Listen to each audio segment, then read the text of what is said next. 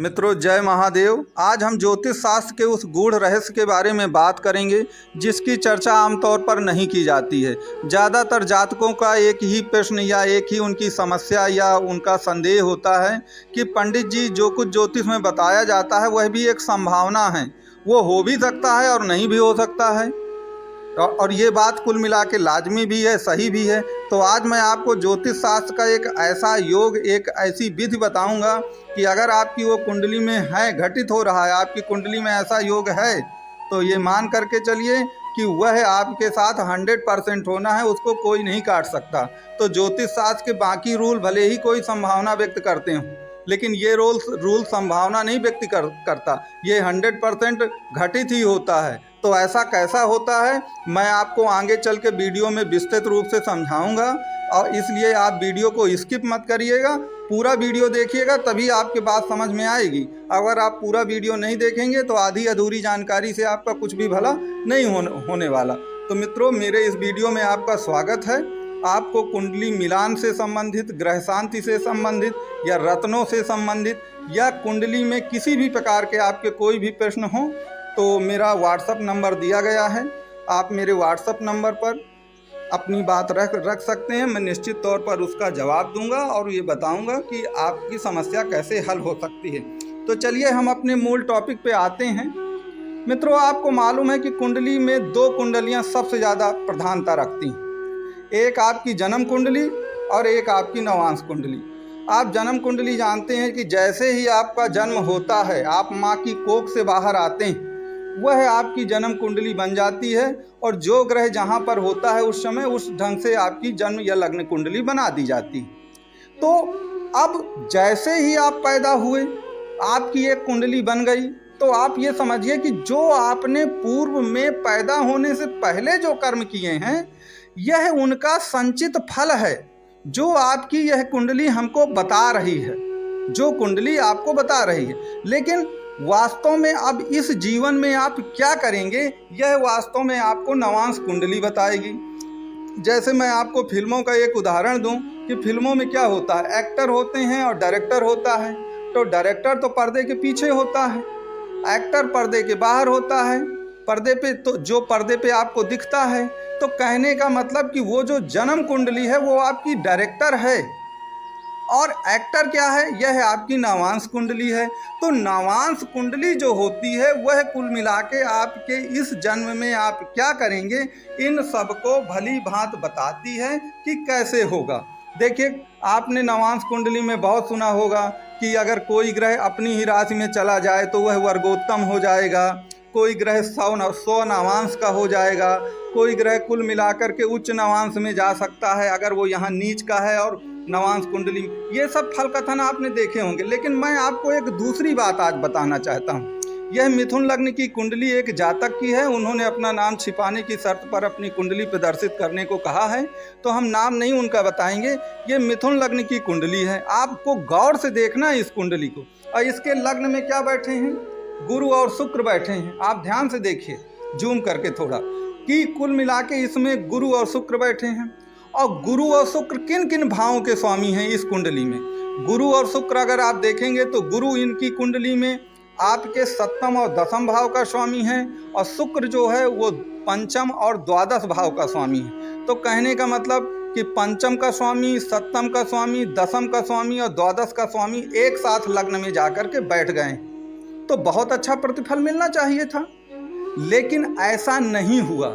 5वें, 7वें, 10वें और 12वें, कोई भी व्यक्ति इनकी कुंडली को देखेगा तो कहेगा इतना अच्छा योग है, इनकी तो बड़ी अच्छी शादी होगी, क्योंकि 7वें पर गुरु और शुक्र की बिल्कुल दृष्टि जा रही है, तो बिल्कुल मान लीजिए कि लक्ष्मी जैसी पत्नी मिलेगी।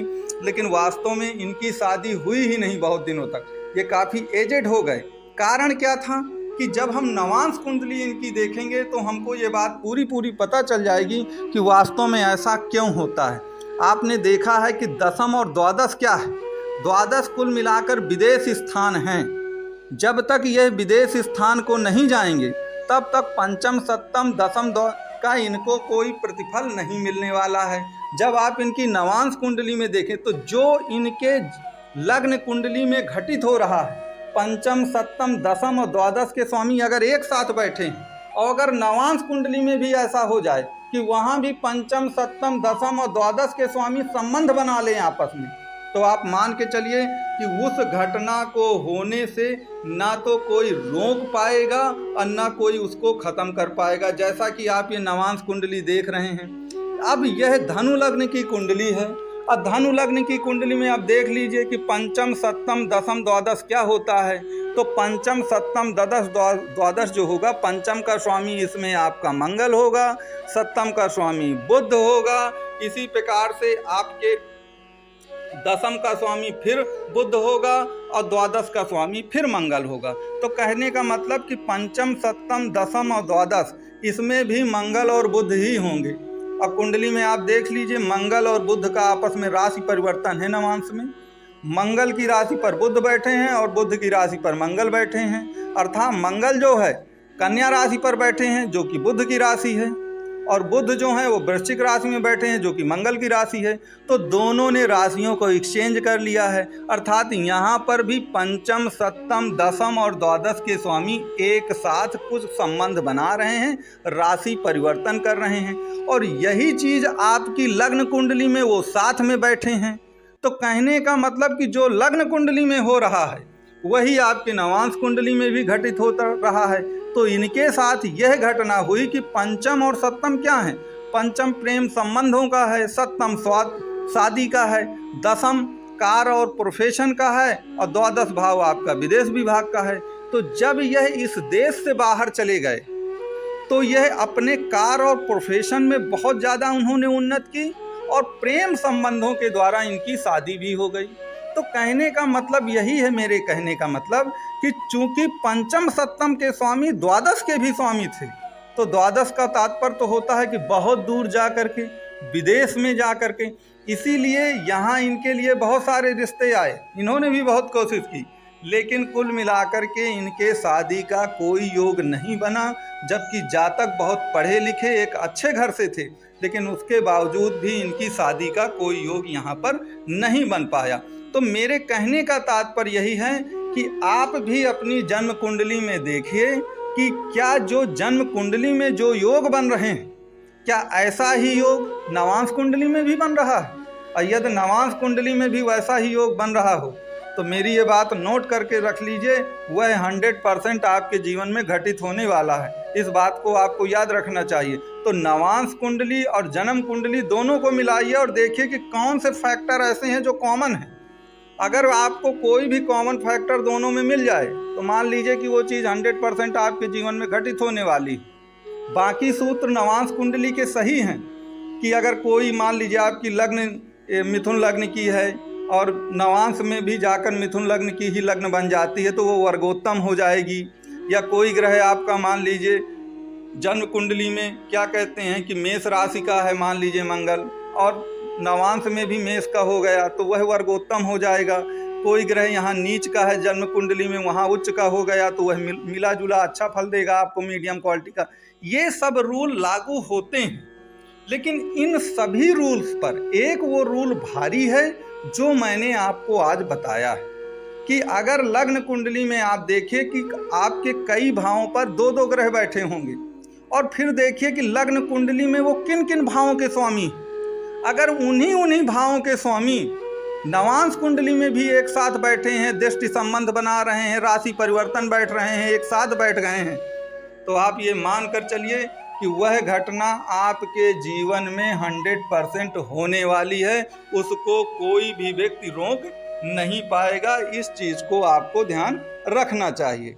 तो मित्रों, आप कमेंट बॉक्स में ये ज़रूर मुझको बताएं लिख कर के कौन कौन से ऐसे जातक हैं जिनके लग्न कुंडली में जो ग्रह बैठे हैं, जिस प्रकार से जिस भाव के स्वामी हैं, नवांश में भी वैसा ही हो रहा है। आप कमेंट बॉक्स में या मेरे व्हाट्सएप नंबर पे ज़रूर मुझको ये लिख करके बताएं। तो मित्रों, यहाँ से मैं वीडियो को समाप्त करता हूँ। अगर आपको मेरा ये वीडियो अच्छा लगा हो तो मेरा आपसे यही निवेदन है कि आप वीडियो को लाइक, शेयर, सब्सक्राइब ज़रूर करें, और कुंडली से संबंधित आपकी कोई भी परेशानी हो तो आप अपनी बर्थ डिटेल या अपनी समस्या को लिख करके मेरे व्हाट्सएप पे ज़रूर डाल दें। मैं उसको 100% देखने की कोशिश करूँगा और उसका निवारण भी मैं आपको 100% बताऊँगा। तो मित्रों, अंतिम में फिर से वही मेरा निवेदन है कि आप वीडियो को लाइक शेयर सब्सक्राइब करें। और आपको ये मेरा वीडियो देखने के लिए मैं हृदय से कोटि कोटि आपको धन्यवाद देता हूँ। तो चलिए, आपको राम राम, जय भारत, जय हिंद, जय महादेव।